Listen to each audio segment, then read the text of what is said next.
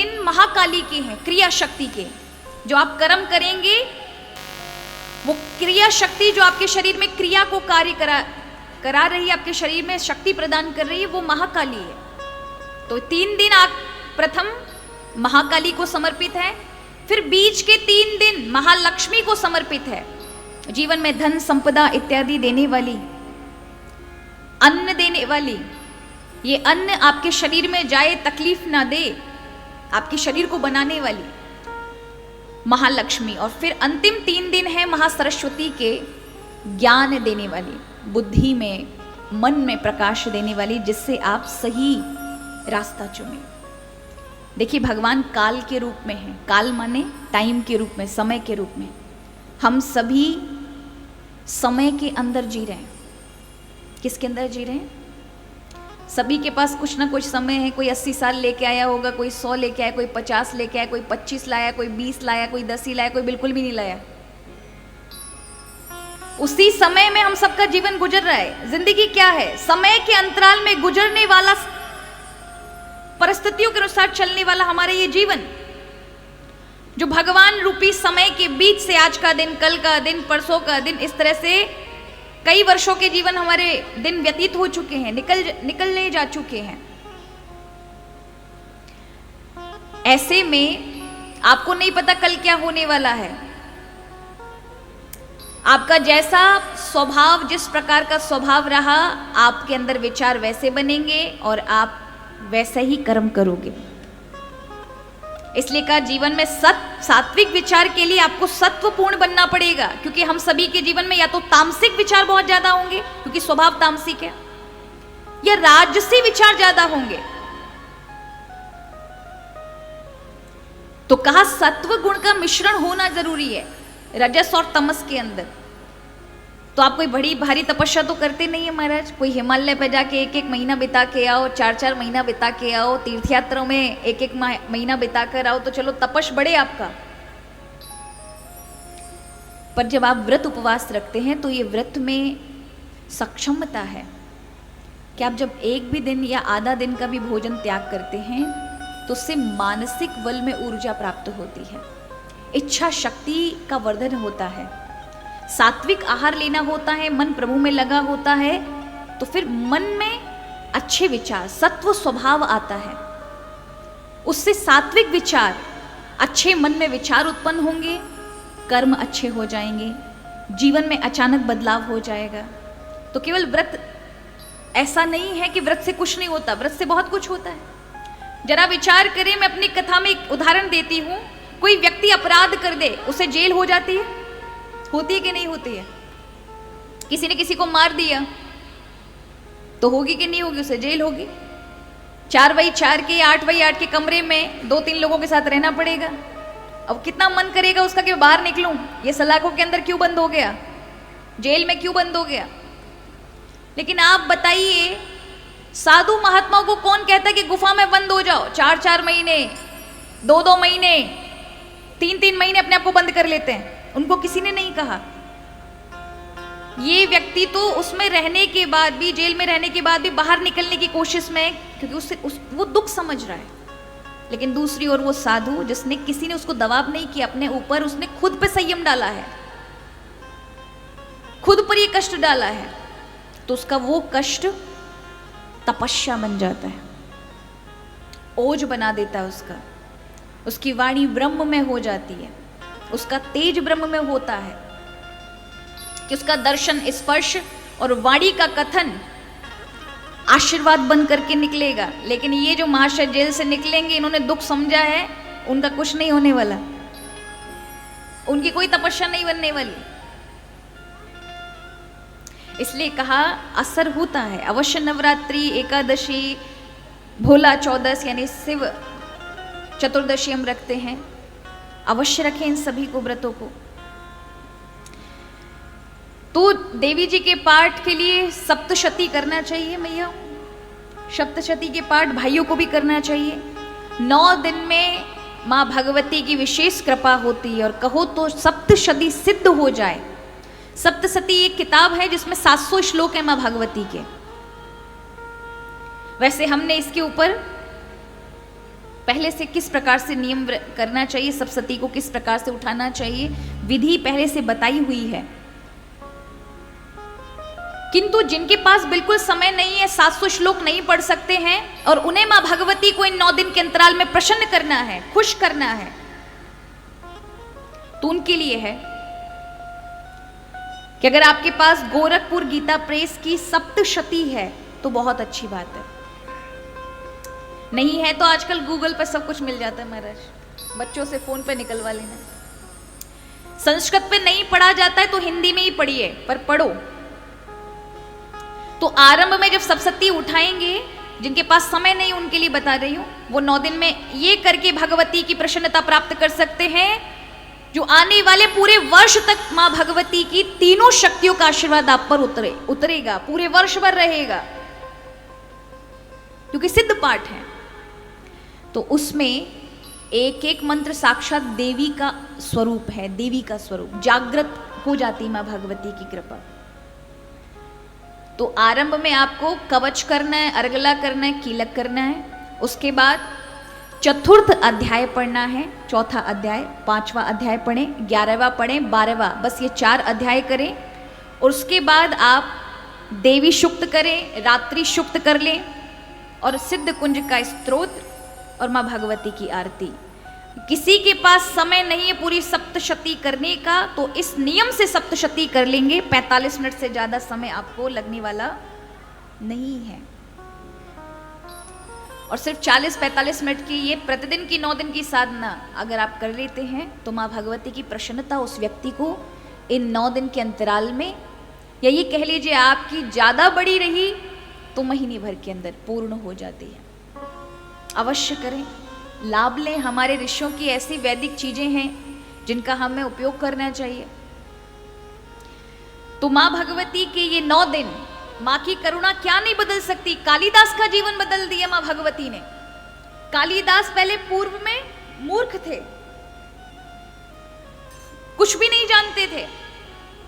ब्राह्मणों ने एक बार एक विद्युतमती नाम की राजकुमारी जो अत्यंत विद्वान थी,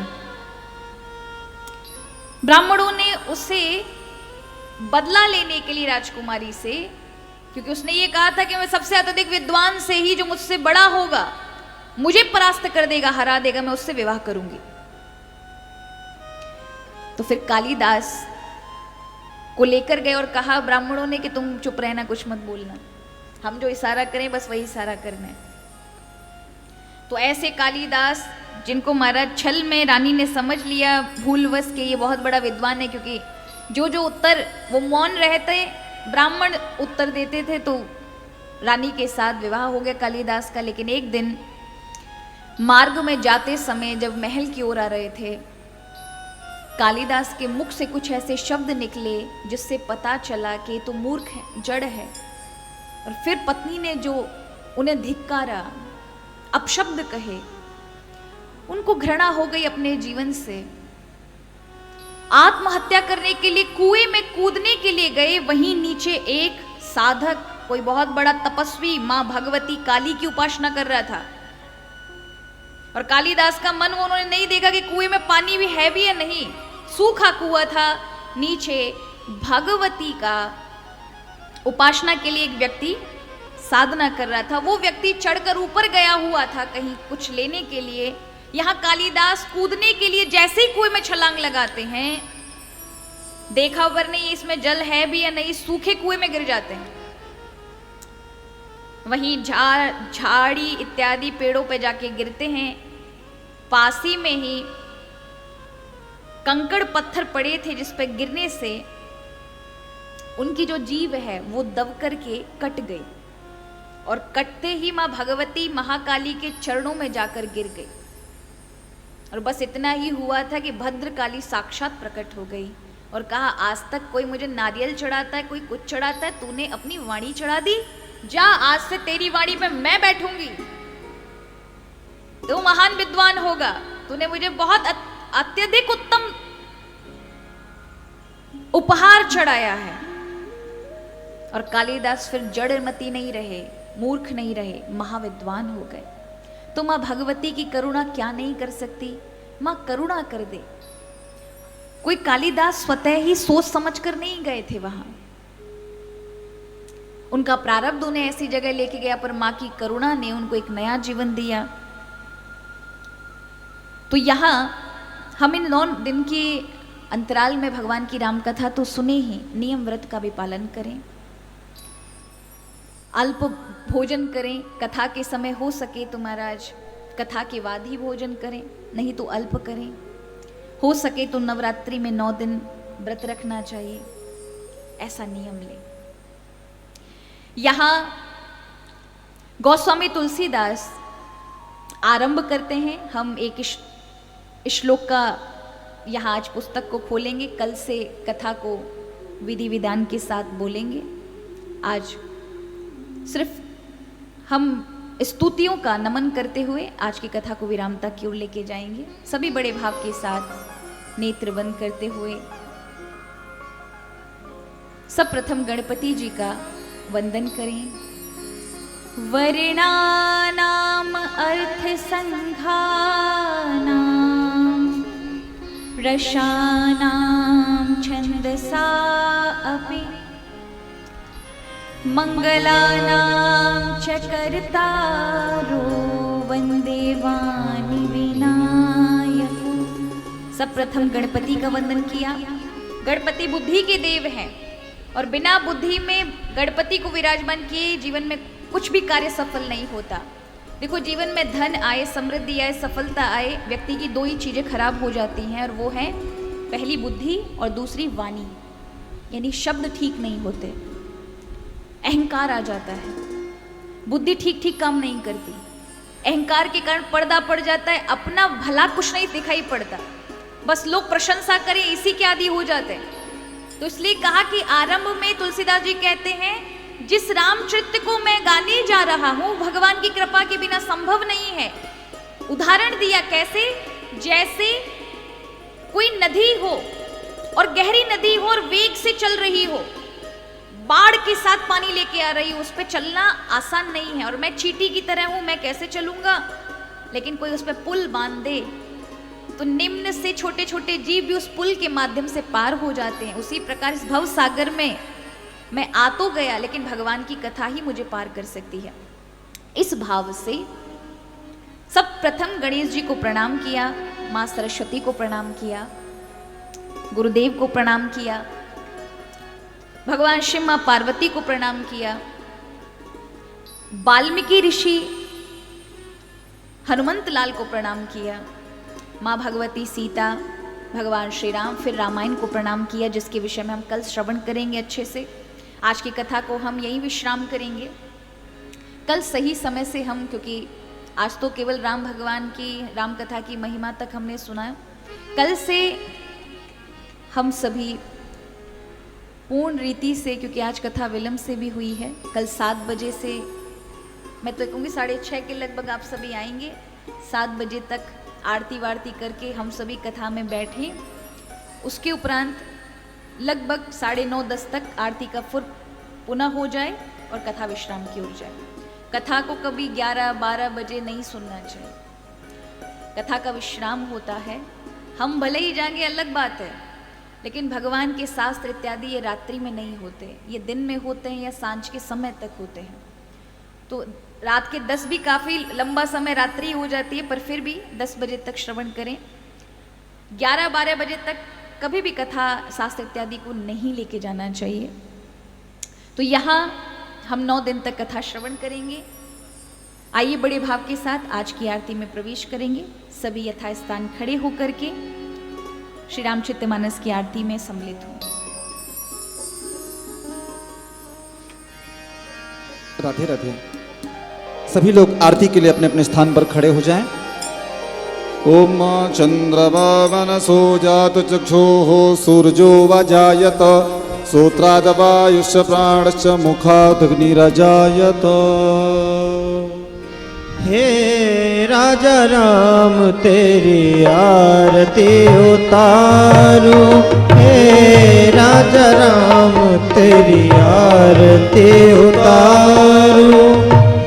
कनक सिंहासन राजत जोरी दशरथ नंदन जनक किशोरी दशरथ नंदन जनक किशोरी छिन छिन पर यह रूप निहारू हे राजा राम तेरी आरती उतार वाम भाग शोभित जग जननी चरण विराजत हैं सुत अंजनी चरण विराजत हैं सुत अंजनी प्रभु पंकज नेक विशारु हे राजा राम तेरी आरती उतार श्यामल तन पीतांबर सोहे श्यामल तन पीतांबर सोहे देख छवि मुनि जन मन मोहे देख छवि मुनि जन मन मोहे सुंदरता पर सर्वस्वारु हे राजा राम तेरी आरती उतारू हे राजा राम तेरी आरती उतारू आरती उतारू तो पे तन मनवारू कर्पूर गौरम करुणावतारम संसार सारम भुजगेंद्रहारम सदा वसंतम हृदयारविंदे भवं भवानी सहितं नमामि त्वमेव माता च पिता त्वमेव बन्धु च सखा त्वमेव वेद्या द्रविणम्